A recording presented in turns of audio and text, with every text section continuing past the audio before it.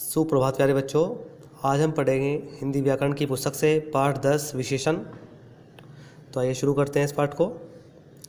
दिल्ली भारत की राजधानी है। इसका इतिहास बहुत पुराना है। यह कई बार बसी और उजड़ी। यह विश्व के प्रमुख नगरों में गिनी जाती है। यहाँ अनेक दर्शनीय स्थल हैं। यह नगर नई और पुरानी सभ्यता का अनूठा संगम है। नई दिल्ली के क्षेत्र में गगनचुंबी इमारतें दिखाई देती हैं, तो पुरानी दिल्ली में चांदनी चौक जैसे भीड़ भाड़ भरे ऐतिहासिक स्थल। यही ऐतिहासिक लाल किला भी है, जहां प्रतिवर्ष स्वतंत्रता दिवस पर भारत के प्रधानमंत्री राष्ट्रीय ध्वज फहराते हैं। ऊपर के अनुच्छेद में मोटे छपे शब्द अपने साथ प्रयुक्त की गई संज्ञाओं की विशेषता बताने का कार्य कर रहे हैं। व्याकरण में ऐसे शब्दों को विशेषण कहा जाता है। विशेषण ऐसे शब्द हैं जो संज्ञा या सर्वनाम की विशेषता प्रकट करते हैं। विशेषण जिन संज्ञा या सर्वनाम शब्दों की विशेषता बताते हैं उन्हें विशेष्य कहते हैं। ऊपर के वाक्यों में विशेषण और विशेष्य देखिए, पुराना शब्द कैसा है, विशेषण है, और इतिहास विशेष्य, क्योंकि इतिहास की विशेषता बताई गई है कि इतिहास पुराना है। इसी प्रकार अनूठा विशेषण है और विशेष्य है संगम। कई विशेषण और विशेष्य है वार। नई और पुरानी दोनों विशेषण हैं और विशेष्य है सभ्यता। प्रमुख, ऐतिहासिक, अनेक, दर्शनीय, राष्ट्रीय सब विशेषण आते हैं और विशेष्य है इनके नगर, स्थल, ध्वज। अब विशेषण के भेद की बात करते हैं। देखिए, विशेषण के 4 भेद होते हैं: संख्यावाचक विशेषण, गुणवाचक विशेषण, परिमाणवाचक विशेषण और सार्वनामिक विशेषण। विशेषण संज्ञा या सर्वनाम शब्दों की 4 प्रकार की विशेषताओं का बोध कराते हैं। इसी प्रकार आधार पर विशेषणों के 4 भेद किए गए हैं। चारों भेदों के नाम मैंने आपको बता दिए हैं। अब आगे चलते हैं। सबसे पहले हम पढ़ेंगे गुणवाचक विशेषण के बारे में। जो विशेषण शब्द संज्ञा या सर्वनाम के विभिन्न प्रकार के गुण दोषों का बोध कराते हैं उन्हें गुणवाचक विशेषण कहते हैं। गुणवाचक विशेषण संज्ञा या सर्वनाम की निम्नलिखित विशेषताओं की ओर संकेत करते हैं। गुण दोष: अच्छा, बुरा, मूर्ख, बुद्धिमान, सुंदर, दयालु, क्रूर आदि। आकार प्रकार: लंबा, छोटा, गोल, ऊंचा, नीचा, चौरस आदि। रंग रूप रंग: नीला, पीला, काला, गुलाबी, सांवला, गोरा, कोई भी रंग हो सकता है इसमें। स्वाद: खट्टा, मीठा, नमकीन, चटपटा, कसेला, कड़वा आदि। किसी भी प्रकार की गंध का: सुगंधित, बदबूदार। दशा या अवस्था: बूढ़ा, जवान, रोगी, स्वस्थ, बलवान, कमजोर आदि। स्थान या फिर देशकाल का: ग्रामीण, शहरी, प्राचीन, नवीन, भारतीय, चीनी, जापानी आदि। गुणवाचक विशेषण की पहचान: गुणवाचक विशेषण को पहचानने के लिए इसके साथ आए विशेष्य संज्ञा सर्वनाम से कैसा, कैसी, कैसे प्रश्न करने पर जो उत्तर प्राप्त होता है वह गुणवाचक विशेषण होता है। जैसे ताजमहल कैसा है? सुंदर। कोवा कैसा है? काला। इमली कैसी है? खट्टी। तो ये जो तीनों शब्द हैं, ये तीनों शब्द कैसे हैं? गुणवाचक। अगला बिंदु है संख्यावाचक विशेषण। जो विशेषण संज्ञा या सर्वनाम की संख्या का बोध कराता है उसे संख्यावाचक विशेषण कहते हैं। उदाहरण: अयोध्या के राजा दशरथ की 3 रानियां थीं, जिनसे उन्हें 4 पुत्रों की प्राप्ति हुई।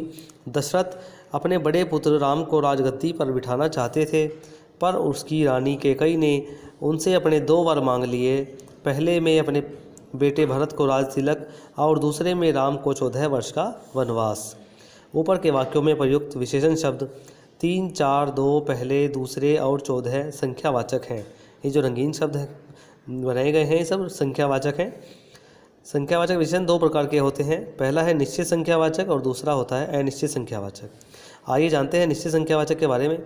जिन विशेषणों से किसी संज्ञा या सर्वनाम की निश्चित संख्या का बोध हो उन्हें निश्चित संख्यावाचक विशेषण कहा जाता है। जैसे 1, 2, 3, 4, पहला, चौथा आदि। अनिश्चित संख्यावाचक विशेषण: जिन विशेषणों से संज्ञा या सर्वनाम की संख्या की ओर संकेत किए जाने पर उनकी निश्चित संख्याओं का बोध न हो उन्हें अनिश्चित संख्यावाचक विशेषण कहा जाता है। जैसे कुछ लड़के, कई विद्यार्थी, बहुत से लोग, अधिक यात्री, कुछ, कई, बहुत से, अधिक। इन विशेषण शब्दों से संज्ञा की निश्चित संख्या का बोध नहीं होता, इसलिए ये सभी संख्यावाचक होते हुए भी अनिश्चित संख्यावाचक कहे जाएंगे। संख्यावाचक विशेषण की पहचान। संख्यावाचक विशेषण की पहचान के लिए विशेषण से कितना, कितनी, कितने प्रश्न करना चाहिए।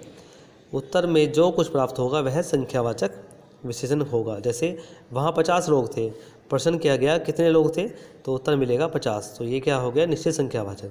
वहाँ बहुत से लोग थे, प्रश्न किया गया कितने लोग थे, बहुत, तो यहाँ पे भी उत्तर मिल गया बहुत, तो ये क्या हो गया, अनिश्चित संख्यावाचक। अगला मुख्य बिंदु है परिमाणवाचक विशेषण। परिमाण का अर्थ है मात्रा। जो विशेषण विशेष्य के माप, तोल आदि की ओर संकेत करते हैं वे परिमाणवाचक विशेषण कहलाते हैं। जैसे 5 लीटर पेट्रोल, 1 किलो आलू, 2 मीटर कपड़ा, 5 लीटर, 1 किलो, 2 मीटर, ये सभी परिमाणवाचक विशेषण हैं। परिमाणवाचक विशेषण भी 2 प्रकार के होते हैं बच्चों।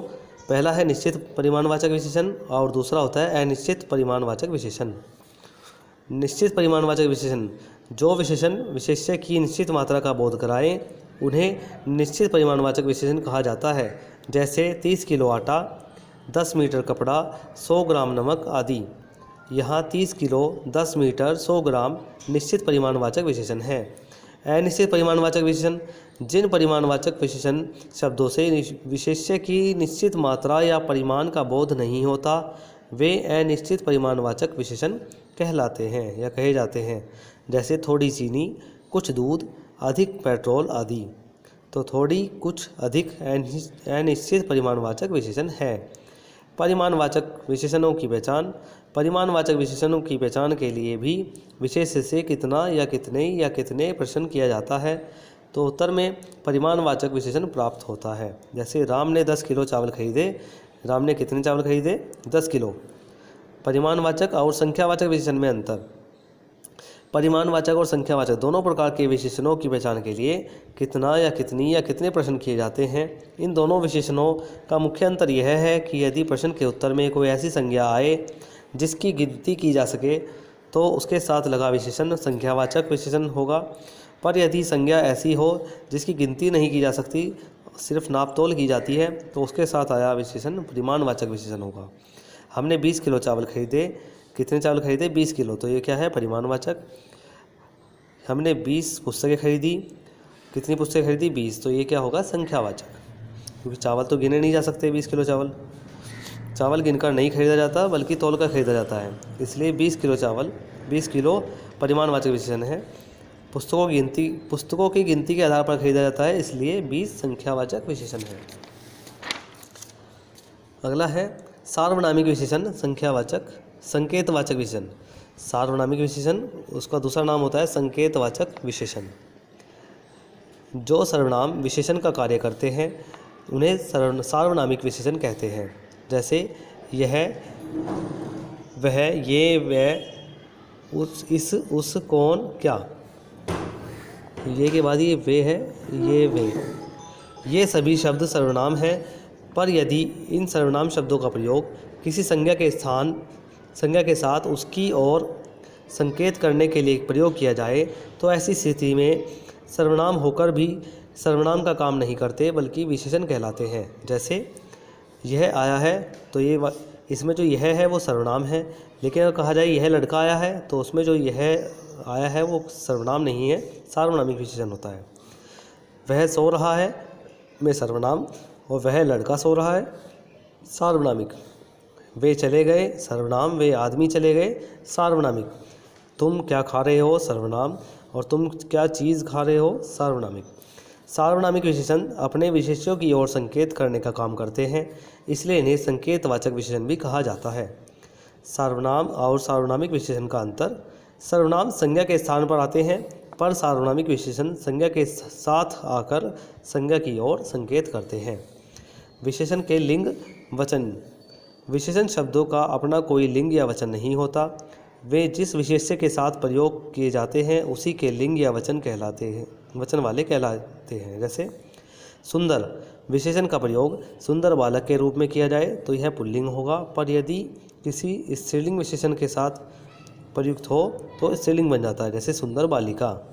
इस प्रकार सुंदर लड़का, सुंदर लड़के के आधार पर स्पष्ट है कि विशेषणों का वचन भी उसके विशेष्य पर आधारित होता है।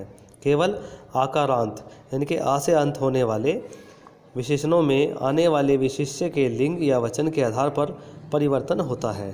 जैसे आकारांत विशेषण मोटा, मोटा लड़का, मोटी लड़की, मोटे लड़के।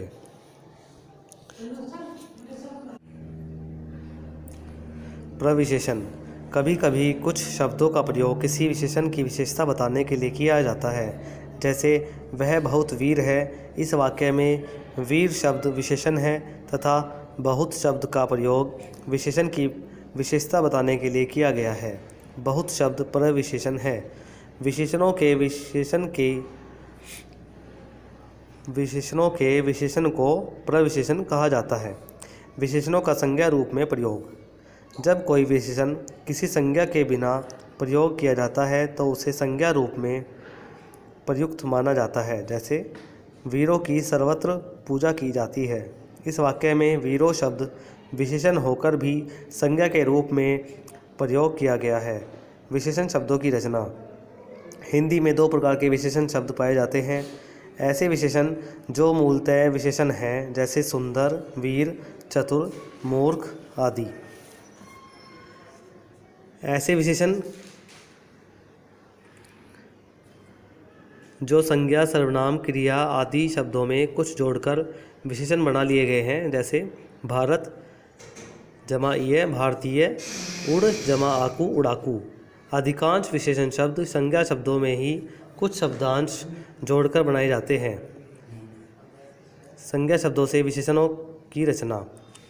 जैसे भूख से भूखा, रोग रोगी, लोभ लोभी, रंग रंगीन, समाज सामाजिक, अर्थ आर्थिक, परिवार पारिवारिक, पुष्प पुष्पित, चमक चमकीला, भारत भारतीय, चाचा चचेरा, ईर्ष्या ईर्ष्यालु, रूप रूपवान, पुत्र पुत्रवती, श्री श्रीमान, शक्ति शक्तिमती, पूजा पूज्य, भय भयानक, महत्व महत्वपूर्ण, प्रातःकाल प्रातःकालीन, भाव भावुक, कष्ट कष्टदायी, विष्णु वैष्णव।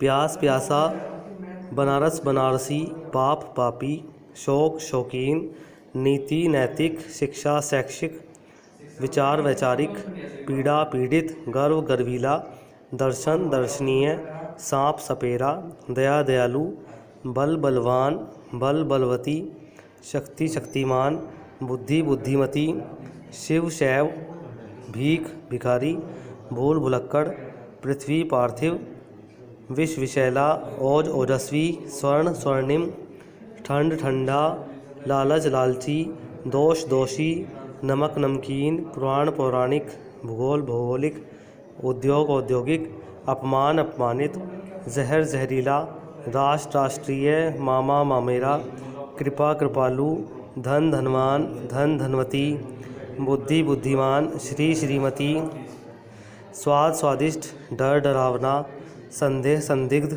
अपमान अपमानजनक, उदासी उदास, घाव घायल, हृदय हार्दिक।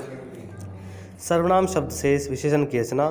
वह वैसा, मैं मुझसा, कौन कैसा जो जैसा, यह ऐसा तुम तुमसा। क्रिया से विशेषण की रचना। लूट ना, कमाना कुमाऊँ, सड़ना सड़ियल, लड़ना लड़ाकू। क्रिया देखिए। भूल से भुलक्कड़, बेच बिकाऊ, मर मरियल,